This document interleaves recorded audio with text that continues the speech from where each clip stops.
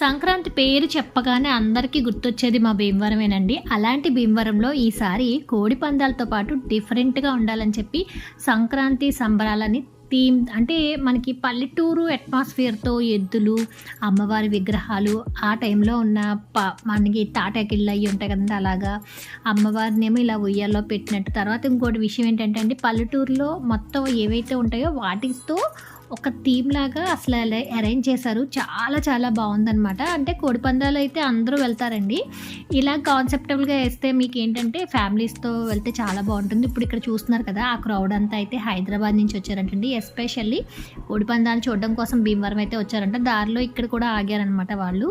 మేమైతే భోగి సంక్రాంతి బిజీగా ఉండి కనుమ రోజు పొద్దున్నే అయితే చూడ్డానికైతే వెళ్ళామండి. ఇప్పుడు మీరు చూస్తున్నారు కదా, ఇక్కడైతే ఒక కోడిపందాలు బరేశారు.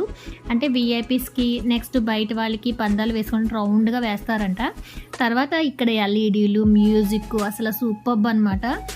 మార్నింగ్ నుంచి నైట్ వరకు కూడా ఈ సంక్రాంతి అన్ని రోజులు చాలా మంచి ప్రోగ్రామ్స్ అయితే జరిగినాయి అంటండి. మేమైతే మార్నింగ్ టైం వెళ్ళామన్నమాట.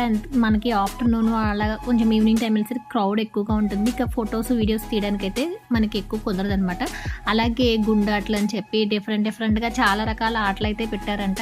దట్టు ఇంకోటి ఏంటంటే 10వ తారీఖు నుంచి ముందుగానే ఆటల పోటీలు, ముగ్గుల పోటీలు ఏవేవో పెట్టారంటండి. వాటన్నిటికి సంబంధించి ప్రైజెస్ కూడా ఇచ్చారంట. ఇక్కడ థీమ్స్ అన్ని కూడా చాలా బాగున్నాయండి. పూరిళ్లతో పాటు అప్పుడు రోళ్ళు, రోకళ్ళు, పుల్లల పొయ్యి, నవార్ మంచం, పూరిళ్ళు ఇలా డిఫరెంట్గా చాలా బాగుంది. మీరు కూడా తాడేరు సంబరాలకు వెళ్ళుంటే కామెంట్ చేయండి. Like, share, subscribe.